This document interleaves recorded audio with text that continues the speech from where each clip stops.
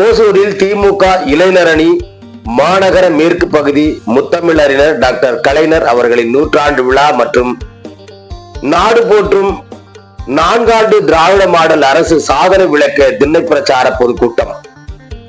கிருஷ்ணகிரி மேற்கு மாவட்டம் ஓசூர் அடுத்த ஜூஜுவாடியில் திமுக இளைஞர் அணி மாநகர மேற்கு பகுதி கிருஷ்ணகிரி மேற்கு மாவட்டம் முத்தமிழறிஞர் டாக்டர் கலைஞர் அவர்களின் 102வது பிறந்தநாள் விழா மற்றும் நாடு போற்றும் நான்காண்டு திராவிட மாடல் அரசு சாதனை விளக்கம் திண்ணை பிரச்சாரம் பொதுக்கூட்டம் மாநகர இளைஞர் அணி அமைப்பாளர் கலைச்செல்வியன் தலைமையில் நடைபெற்றது. இந்த நிகழ்ச்சியில் ஓசூர் மாநகர மேயர் முன்னாள் சட்டமன்ற உறுப்பினர் எஸ்.ஏ. சத்யா, துணை மேயர் ஆனந்தையா, மண்டல பொருளாளர் சுகுமாரன் மற்றும் தலைமைச் செயற்குழு உறுப்பினர் எல்லோரமணி, மண்டல குழு தலைவர் 5வது வார்டு மாமன்ற உறுப்பினர் ரவி, மாநில இளைஞர் அணி துணை அமைப்பாளர் பாத்தகோட்டா சீனிவாசன், டிவிகே கருணாநிதி, மாவட்ட பொருளாளர் சுகுமாரன், மாவட்ட துணை அமைப்பாளர் சீதாராமன் ஆகியோர் சிறப்பு அழைப்பாளராக கலந்து கொண்டு உரையாற்றினார்கள். மேலும் இந்த நிகழ்ச்சியில் 1வது வார்டு வட்டக்கழக செயலாளர் வடிவேல், 2வது வார்டு வட்டக்கழக செயலாளர் சாகர், 3வது வார்டு வட்டக்கழக செயலாளர் முனிகிருஷ்ணன், 4வது வார்டு வட்டக்கழக செயலாளர் ஆறுமுகம், 5வது வார்டு வட்டக்கழக செயலாளர் ஜி ரகு மற்றும் மாநகர மேற்கு பகுதி இளைஞர் அணி அமைப்பாளர் பாலாஜி, துணை அமைப்பாளர் கிரு, விஜயகாந்த், புஷ்பராஜ், ஜெய்சந்தோஷ், வினோத், கிரி, சூரி, பாலாஜி, சுமன், சாகர் உள்ளிட்ட பெண்கள், ஆண்கள் என கழக பொறுப்பாளர்கள் என பலர் கலந்து கொண்டனர் என்பது குறிப்பிடத்தக்கது. கழக உடன்பிறப்புகளை, ஊடக நண்பர்களை, மற்ற பகுதிகளில் வந்திருக்கின்ற இளைஞரணி அமைப்பாளர்களை உங்கள் அத்தனை பேருக்கு காலை வணக்கத்தை தெரிவித்துக் கொண்டு மிக சிறப்பாக பேச வேண்டும் என்று மாநகர கழக செயலாளர் எனக்கு கட்டளையிட்டிருக்கார். கண்டிப்பாக 2 நிமிடங்கள் தான் இந்த பகுதி பத்தாரை நாங்கள் இந்த பகுதியுடைய செயலாளர் கண்டிப்பாக அந்த விஷயத்தை சொல்ல வேண்டும். நம்முடைய கழக ஆட்சி 4 ஆண்டு கால சாதனை பற்றி விளக்க கோரி திருமண பிரச்சாரம் ஏற்பாடு செய்யப்பட்டுள்ளது. இந்த பிரச்சாரம் என்பது நாங்கள் பொதுக்கூட்டங்கள் சார்பாகவும் பொதுமக்களின் சார்பாகவும் பொதுக்கூட்டங்களை எடுத்து சொல்லி பொதுக்கூட்டங்களை பேசியிருக்கோம். கழகத்தில் அண்ணன் தளபதி அவர்களுடைய ஆணைக்கிணங்க மாநில இளைஞரணி செயலாளரும் துணை முதலமைச்சரும் ஆகிய அண்ணன் உதயநிதி அவருடைய அறிவுறுத்தற்படியும் மாவட்ட கழக செயலாளருடைய ஆலோசனைப்படியும் மாநகர செயலாளருடைய கட்டளை கேட்க இந்த திருமண பிரச்சாரம் ஏற்பாடு செய்யப்பட்டுள்ளது. இந்த என்றால் கழக ஆட்சி 4 ஆண்டு காலத்தில் என்னென்ன பணிகளை செய்து மக்களுக்கு நலத்திட்ட உதவிகள் வழங்கினார் என்பது மக்களுக்கு தெளிவுபடுத்த வேண்டும் என்ற நோக்கத்தோடு இந்த கூட்டத்தை ஏற்பாடு செய்யப்பட்டுள்ளது. இந்த கூட்டத்தின் நோக்கமே அதுதான்.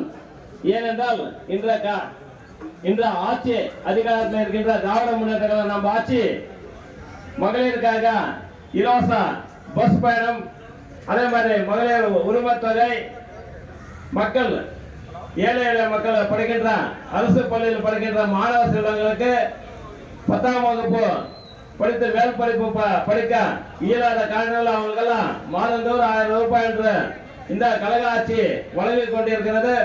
அதே போல் நம்முடைய அரசு பள்ளியில் படிக்கின்ற 1 to 5 பள்ளியில் படிக்கின்ற மாணவ செல்வங்களுக்கு காலை சிற்றுண்டி திட்டத்தை கொண்டு வந்த தலைவருக்கு நன்றி சொல்ல இந்த கூட்டங்களை ஏற்பாடு செய்யப்பட்டுள்ளது. அதே மாதிரி நம்முடைய கழக ஆட்சியில இந்த பகுதியில நீர்த்தேக்க தொட்டை 10 லட்சம் லிட்டர் நீர்த்தேக்க தொட்டை பல ஆண்டுகால மக்களுடைய கோரிக்கை. ஆனா போன ஆட்சி காலத்தில் அந்த பணியை நிறைவேற்ற முடியவில்லை. இருந்தாலுமே நம்முடைய கழக ஆட்சி வந்த பிறகு இந்த பகுதியுடைய மக்களுடைய தாகத்தை தீர்த்த வேண்டும் என்ற நோக்கத்தோடு இந்த நீர்த்தேக்க தொட்டை நம்ம திராவிட முன்னேற்ற கழக ஆட்சி வரும்போது நம்முடைய சட்டமன்ற உறுப்பினர் மாநகர கழக செயலாளருடைய முன்னேற்றத்தோடு இந்த பகுதியில் 10 லட்சம் லிட்டர் நீர்த்தேக்க தொட்டி இந்த பணிகள் நடைபெற்றுக் கொண்டிருக்கிறது உங்கள் முன்ன சொல்ல கடமைப்பட்டிருக்கின்றன. அதே மாதிரி பல்வேறு இது பாத்தீங்கன்னா நம்முடைய மாநகராட்சி பொறுத்தவரை 10 ஆண்டு கால காலத்தில் செய்யாத பணிகள் பாதாள சாக்கடை திட்டமாகட்டும், சாலை வசதி ஆகட்டும், டிரைனேஜ் வசதி ஆகட்டும், மின்விளக்கு இல்லாத இடத்துக்கு மின்விளக்கு ஆகட்டும், மினிமாக்ஸ் லைட் ஆகட்டும், பல்வேறு திட்டங்கள் சொல்லிக்கிட்டே போலாம். அந்த மாதிரி திட்டங்கள் எல்லாம் கொண்டு வந்த கழக ஆட்சிக்கு நாம் எப்போதும் நன்றிகரமாக இருக்க வேண்டும்.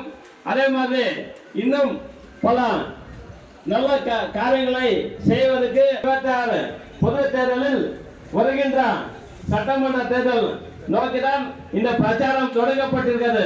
நீங்களாம் கவனமாக இருக்க வேண்டும், எச்சரிக்கையாக இருக்க வேண்டும்.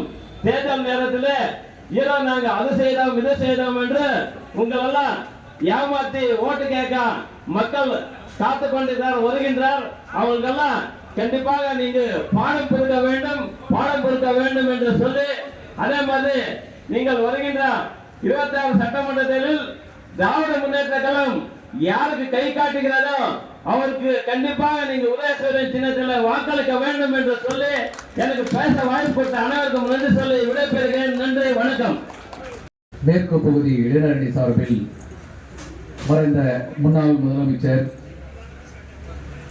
நவீன தமிழகத்தின் சிற்பி, முத்தமிழர் உலக தமிழர்களின் ஒப்பற்ற தலைவர் கலைஞர் ஐயா அவர்களின் 102ஆம் பிறந்த நாள் முன்னிட்டு நடைபெற்றுக் கொண்டிருக்கின்ற திருமண பிரச்சார கூட்டத்திற்கு தலைமையேற்றிருக்கின்ற மாநகர இளைஞரணி அமைப்பாளர் அன்பு சகோதரர் கலைச்செல்வன் அவர்களே, வருகை தந்திருக்கின்ற அனைவரையும் வரவேற்று அமர்ந்திருக்கின்ற இந்த பகுதி இளைஞரணி அமைப்பாளராக இருக்கின்ற அருமை தம்பதி பாலாஜி அவர்களே, அவர்களுக்கு உறுதுணையாக இருந்து இந்த நிகழ்ச்சியை ஏற்பாடு செய்து கொண்டிருக்கின்ற பாசத்திற்குரிய அண்ணன் மாநகர கழகத்துடைய செயலாளர், முன்னாள் சட்டமன்ற உறுப்பினர் அண்ணன் S.A. சத்யா அவர்களே, இந்த பகுதியுடைய பகுதி செயலாளர், மாநகரத்துடைய துணை மேயர் அருமை அண்ணன் ஆனந்தையா அவர்களே, வருகை தந்து சிறப்பித்துக் கொண்டிருக்கின்ற மாவட்ட கழகத்துடைய பொருளாளர் அண்ணன் சுகுமாரன் அவர்களே, தலைமை செயற்குழு உறுப்பினர் அண்ணன் எல்லோரும் மணி அண்ணன் அவர்களே, மண்டல தலைவர் அண்ணன் ரவி அண்ணன் அவர்களே, இந்த பகுதி மூத்த முன்னோடியும் இந்த பகுதியினுடைய அவைத்தலைவருமாக இருக்கின்ற அண்ணன் TVK அண்ணன் அவர்களே, பகுதி இந்த அவர்களே, வடிவேலு அவர்களே உள்ளிட்ட வருகை தந்திருக்கின்ற அனைத்து இந்த பகுதியை சேர்ந்த வார்டு செயலாளர்களே, நிர்வாகிகளே, அன்பு சகோதரர்களே, அனைவருக்கும் வணக்கத்தினை தெரிவித்துக் கொண்டு, மாண்புமிகு தமிழ்நாட்டுடைய முதலமைச்சர் கழகத் தலைவர் அவர்களின் ஆணைக்கேற்ப வழிநடத்தி கொண்டிருக்கின்றது மட்டுமல்லாமல், இந்த நாட்டின் துணை முதலமைச்சராக இருந்து ஏழை எளிய மக்களுக்கு நலத்திட்டங்கள் உதவிகளை மாவட்டத்தோறும் போய் சென்று வழங்கி கொண்டிருக்கின்ற என் ஆருயிர் அண்ணன் துணை முதலமைச்சர் அண்ணன் உதயநிதி ஸ்டாலின் அண்ணன் அவர்களினுடைய ஆணைக்கேற்ப இன்றைக்கு ஒசூர் மாநகர மேற்கு பகுதி இளைஞரணி சார்பிலே இந்த தெருமுனை பிரச்சாரம் கூட்டம் நடைபெற்றுக் கொண்டிருக்கின்றது. இதற்காக இந்த கூட்டம் என்பதை பற்றி நீங்கள் தெரிந்து கொள்ள வேண்டும். ஓசூர் மாநகரம் இன்றைக்கு வளர்ந்திருக்கிறது என்றால் திராவிட முன்னேற்ற கழகம் தான் காரணம். மறைந்த முன்னாள் முதலமைச்சர் ஐயா கலைஞர் அவர்கள் 1969ஆம் ஆண்டு இந்த நாட்டின் முதலமைச்சராக இருந்தபோதுதான் இங்கே முதல் சிப்காட்டை கொண்டு வந்து இந்த பகுதியை வளர்த்தெடுத்தார். அதன் பேரில் தான் இன்றைக்கு லட்சக்கணக்கான மக்கள் இங்கு வாழ்ந்து கொண்டிருக்கின்றோம், வளர்ந்து கொண்டிருக்கின்றோம். பல்வேறு தொழிற்சாலைகளை வேலை வாய்ப்பை இன்றைக்கு அவர்கள் கொண்டு வந்த திட்டத்தால் தான் இன்றைக்கு நாம் அனைவரும் வாழ்ந்து கொண்டிருக்கின்றோம். அது மட்டுமல்ல, இன்று அவருடைய ஆட்சி காலத்திலே 3 கிலோமீட்டருக்கு ஒரு தொடக்கப்பள்ளி, 5 கிலோமீட்டருக்கு ஒரு நடுநிலைப்பள்ளி, 8 கிலோமீட்டருக்கு ஒரு உயர்நிலைப்பள்ளி, 10 கிலோமீட்டருக்கு ஒரு மேல்நிலைப்பள்ளி கொண்டு வந்து கிராமப்புறத்தில் உள்ள அனைத்து மாணவர்களையும் ஏழைகளையும் படிக்க வைத்த ஒரே தலைவர் திராவிட முன்னேற்ற கழகத்துடைய மறைந்த முன்னாள் முதலமைச்சர் தலைவர் கலைஞர் ஐயா அவர்கள் தான் இந்த பிறந்தநாள் விழா கொண்டாடி கொண்டிருக்கிறார்கள். அது மட்டுமல்ல, +2 வரைக்கும் படிச்சிடறாங்க, மேல் படிப்புக்கு யாரும் போக மாட்டேன்றாங்க என்பதை அவர் எப்படி உணர்ந்தாரோ தெரியல. அவர் ஆட்சி காலத்திலே கல்லூரிகளுக்கு மேல் படிப்புகளுக்கு போய் படித்து அவர்கள் மருத்துவர்களாக, பொறியாளர்களாக, வழக்கறிஞர்களாக, பல்வேறு உயர் அதிகாரிகளாக வர வேண்டும் என்பதற்காக அவர் முதல் பட்டதாரி வழங்கி, வருடந்தோறும் முதல் பட்டதாரி 20-25,000 ரூபாய் வழங்கி பல்வேறு பொறியாளர்களை, பல்வேறு மருத்துவர்களை இன்றைக்கு உருவாக்கிய ஒரே தலைவர் கலைஞர் அவர்கள்தான். அவர்களுக்கு தான் இன்றைக்கு இந்த விழாவை கொண்டாடி கொண்டிருக்கின்றோம். அது மட்டுமல்ல, அவர் ஆட்சி காலத்திலே அவர் ஒரு நாள் மருத்துவமனைக்கு செல்கின்றார். அன்றைக்கு போகின்ற போது ஒரு தாய் குழந்தையை வைத்து மருத்துவமனையிலே அழுது கொண்டிருக்கின்றார். அவர் உதவியாளரை சென்று அந்த மருத்துவமனையில் அழுது கொண்டிருக்கிற அந்த தாயை பார்த்து, ஏன் அந்த தாய் அழுது கொண்டிருக்கிற கேட்டு வாருங்கள் என்று சொல்லி அவர் உதவியாளரை அனுப்பி வைத்த போது அந்த தாய், என் குழந்தைக்கு இருதய அறுவை சிகிச்சை. இன்றைக்கு தமிழ்நாட்டில் உள்ள லட்சக்கணக்கானோருடைய கலைஞர் காப்பீட்டு திட்டத்தின் மூலம் அறுவை சிகிச்சை உயிர்களை காப்பாற்றிக் கொண்டிருக்கின்ற தலைவருடைய பிறந்தநாள் நிகழ்ச்சிக்கு தான் நீங்கள் அனைவரும் வந்து கொண்டிருக்கின்றீர்கள். ஆகவே அவரை பற்றி ஒரு நாள் இல்ல, ஒரு வாரம் முழுக்க இங்க இருக்கின்றவர்கள் நாங்கள் எல்லாம் பேசிக்கொண்டே இருக்கலாம். ஆகவே அவர் ஆட்சி காலத்தில் தான் இந்த ஒசூர் மாநகரம் வளர்ந்தது. ஆகவே இந்த தலைவருக்கு இன்றைக்கு பிறந்தநாள் கொண்டாடி கொண்டிருக்கின்றோம். அவர்களின் ஒளியில் கடந்த 2021 முதலமைச்சராக பொறுப்பேற்ற மாண்புமிகு தமிழ்நாட்டுடைய முதலமைச்சர் அவர்கள் கொரோனா காலத்தில் அவர் முதலமைச்சராக ஏற்றிருந்தாலும் அப்போது ஒரு தாய்க்கு கொரோனா நோயால் அவதிப்பட்டிருந்தாலோ பிள்ளை போய் பார்க்க முடியவில்லை. அண்ணனுக்கு, தம்பிக்கு, ஒரு தந்தைக்கு, குடும்பத்தில் யாருக்கும் கொரோனா நோய் பாதிக்கப்பட்டிருந்தாலும் அந்த காலகட்டத்தில் போய் பார்க்க முடியாத ஒரு சூழல். அந்த காலகட்டத்தில் கூட அவர் முதலமைச்சராக பொறுப்பேற்றிருந்தால் இந்த கோவையில் உள்ள இஎஸ்ஐ மருத்துவமனைகளுக்கு நேரு அந்த கொரோனா நோயாளிகளை பார்த்து, உங்களுக்கு என்னெல்லாம் குறைகள் இருக்கின்றது நீங்கள் சொல்லுங்கள், நாங்கள் இந்த மருத்துவர்களுக்கு சொல்லி அதற்கு தகுந்த சிகிச்சை வழங்குகின்றோம் என்று சொன்ன நேரடியாக இந்தியாவிலே நேரடியாக கொரோனா வார்டுக்கு சென்ற ஒரே முதலமைச்சர் கழக தலைவர் அண்ணன் தளபதி அவர்கள் தான். மாறாக இன்னும் நீங்க பார்க்கணும், ஒன்றிய பிரதமர் மோடி இருக்கிறார். கொரோனா காலகட்டத்தில் அவர் என்ன சொன்னார் தெரியுங்களா? தெரியுதா? எல்லாரும் விளக்கேற்ற சொன்னாங்க இல்லைங்களாமா? விளக்கேற்ற சொன்னாங்க. மோடி ஒரு முறை விளக்கேற்ற சொன்னாங்க. எல்லாரும் விளக்கேற்றீங்க. நம்பி விளக்கேற்றினா கொரோனா போமாமா?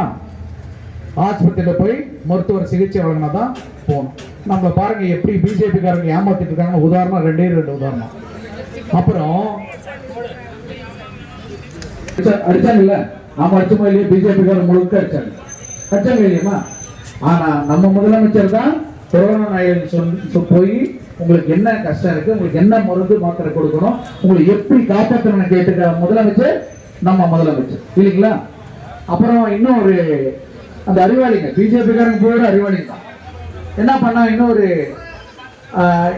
ஐஐடியுடைய இயக்குனர், அவருடைய வேலை என்னன்னா விஞ்ஞானிகளை உருவாக்குறது ஐஐடியுடைய இயக்குனருடைய பணி.